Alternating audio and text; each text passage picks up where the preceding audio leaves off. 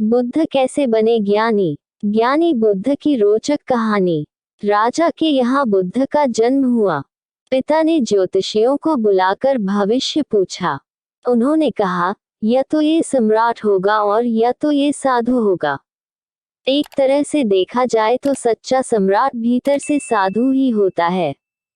जब ज्योतिषियों की भविष्यवाणी राजा ने सुनी तो वे घबरा गए कि मेरा बेटा साधु हो जाए, ऐसा ठीक नहीं होगा।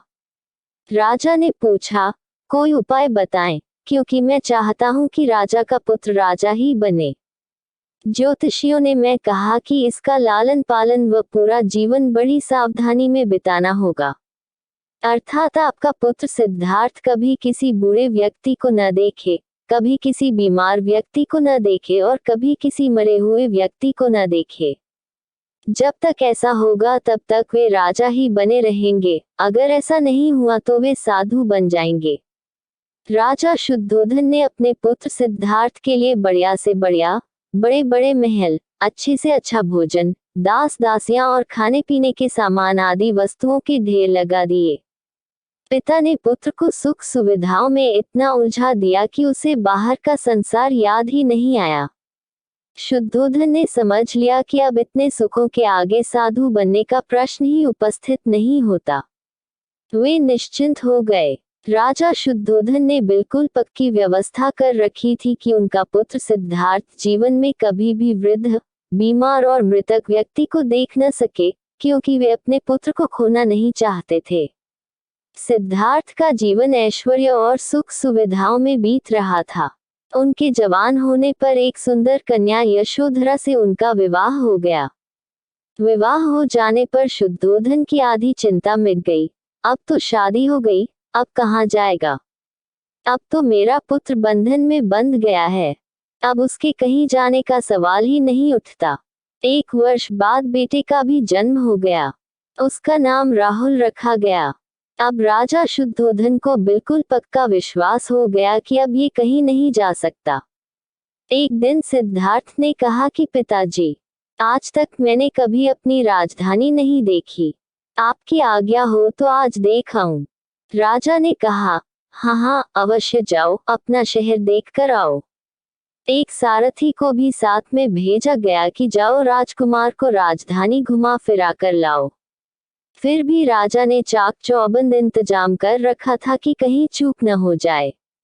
सिद्धार्थ के लिए राजधानी के प्रमुख मार्ग खूब सजाए गए थे, पर घूमते घूमते सिद्धार्थ ने थोड़ा उल्टा मार्ग ले लिया।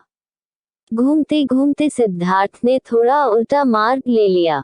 वे उस मार्ग से गुजरने लगे जहां पर तैयारी नहीं थी और आज उनको बहुत आश्चर्य हुआ जब पहली बार उन्होंने एक बूढ़े आदमी को देखा, कमर झुकी हुई, पूरी चमड़ी में झुर्रियां पड़ी थी। वह परेशानी और दुख से बेहाल था। उसकी चाल बहुत धीमी थी। बूढ़े की झुकी हुई कमर को देखकर सिद्धार्थ को एक झटका लगा और सारथी से उन्होंने पूछा, क्या एक दिन मैं भी बूढ़ा हो जाऊंगा?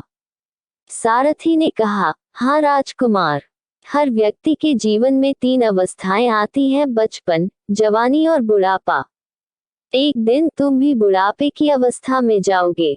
हे राजकुमार, ये संसार का नियम है, चाहे गरीब हो या अमीर, सबका शरीर शिथिल अर्थात बूढ़ा होता है।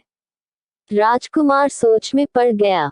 सारथी ने रथ को आगे बढ़ाया तो कुछ दूरी पर एक बीमार व्यक्ति मिला जो रोगों से घिरा हुआ था। उस पीड़ित व्यक्ति को देखकर राजकुमार का मन बहुत ही दुखी हुआ। राजकुमार ने पूछा, इसको क्या हुआ है? सारथी ने कहा, ये व्यक्ति बीमार है, इसलिए ये कराह रहा है। इस संसार में दुख और सुख दोनों हैं। ये है अपने अपने भाग्य की बात है कि कोई दुखी है और कोई सुखी है। क्या मैं भी कभी बीमार हो सकता हूँ?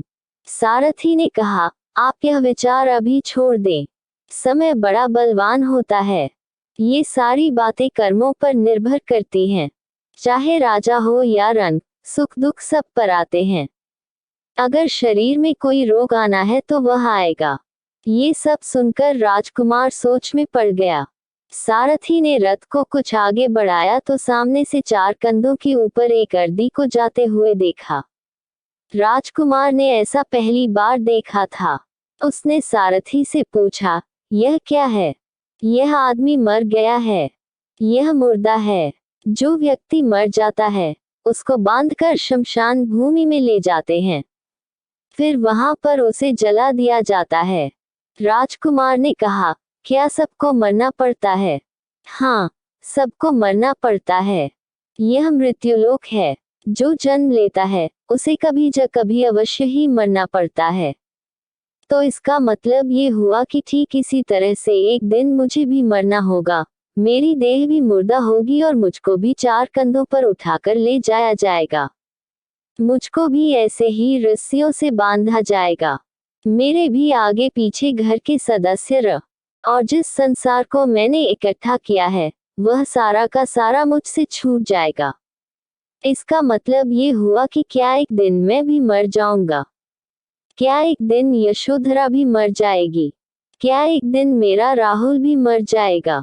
सारथी ने कहा, हाँ राजकुमार, एक दिन मैं भी मरूंगा, आप भी मरेंगे, यशोधरा भी मरेंगी और राहुल भी मरेगा, क्योंकि यह सब मरने के लिए ही पैदा होते हैं।